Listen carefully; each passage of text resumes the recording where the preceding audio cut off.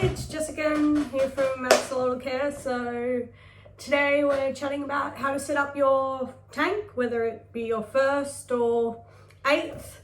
So first of all, we need requirements. So axolotl need hides. They need places to get away, either from other axolotls or just from the sun and stuff like that.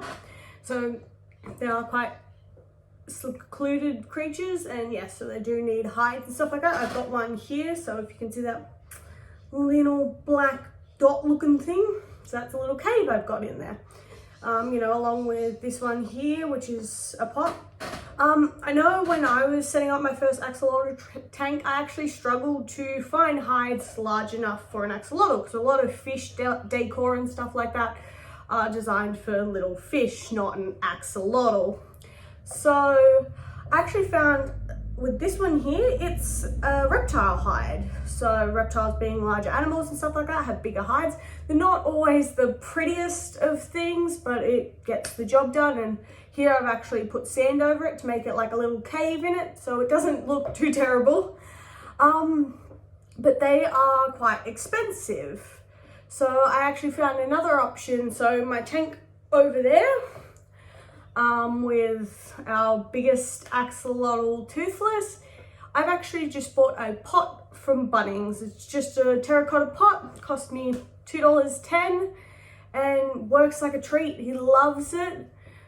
He's curled up there most of the time. So yeah, other things, just having plants and stuff like that, whether you go real or fake is entirely up to you, but I have noticed they like climbing, they like sitting on the plants, so they do need that extra level, if that makes any sense.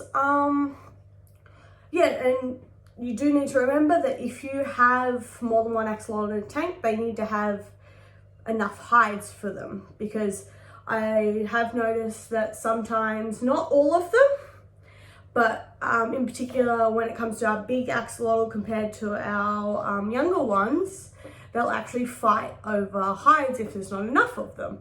But if they have enough space and stuff like that, they shouldn't conflict. Yeah, so that's number one. Number two, so the substrate on the bottom of your tank. So biggest rule with axolotls, no small gravel. They will eat it. It is bad for them. It weighs them down. So just no gravel. Don't do it. Don't go there. So a lot of people go bare bottom tanks because it's just so much easier to clean up. I originally had a bare bottom tank. However, I do have sand in this one now. I just personally think it looks nicer. It is a little bit of extra added work when it comes to cleanup and stuff like that, but it's up to you whether you want to weigh that up. So next we have temperature. I discussed a lot of ways of cooling down your tank in another video, but just axolotl's temperature needs to range between 15 and 18 degrees. And here in Australia, let's just say, even in spring, if I didn't have anything to cool my tanks, my temperature would range between 22 and 23 degrees, which is way too high for axolotls. Unlike most tropical fish, which need heaters, axolotls need something to cool the tank. Alright, of course, you need a filter in your axolotl tanks. Axolotls produce a lot of waste, so you are going to have to do quite regular water changes depending on how many axolotls you have in and how many or how big your tank is. Normally a week is okay, but at least for this one I've got 4 in it, so I have to do water changes every 2-3 days for it. But the smaller one, it gets done pretty much every 5 to 7 days, because yeah. So yeah, axolotls don't actually like a lot of flow in their tank. So you don't want a strong, big, powerful filter that's spurting out water. Here we've got ours. We have the nozzle just up the top there, so it actually flows along the top, which reduces the axolotls getting mucked around. And I have the same in this tank over here. We have the nozzle that actually goes near the top of the tank, so it doesn't disturb the axolotl too much. We have McNugget being a show off. Want to say hello to the camera, McNugget? No, you're done. apparently he doesn't want to talk today. He's our little show off here. Along with that, if you are going to use sand, once you've got your tank, you've set up your filter and stuff like that, do not turn your filter on until there is water in the tank. It will ruin your filter. It is awful. It is a terrible, terrible idea. So first thing after you've bought your tank, I recommend putting your sand in if you are going to use something like sand for your substrate. Otherwise it will be a pain to decorate and mold. Mind you, when you do pour your water in, it will swash around the sand a bit and make the water quite foggy. However, this is just another negative of using sand.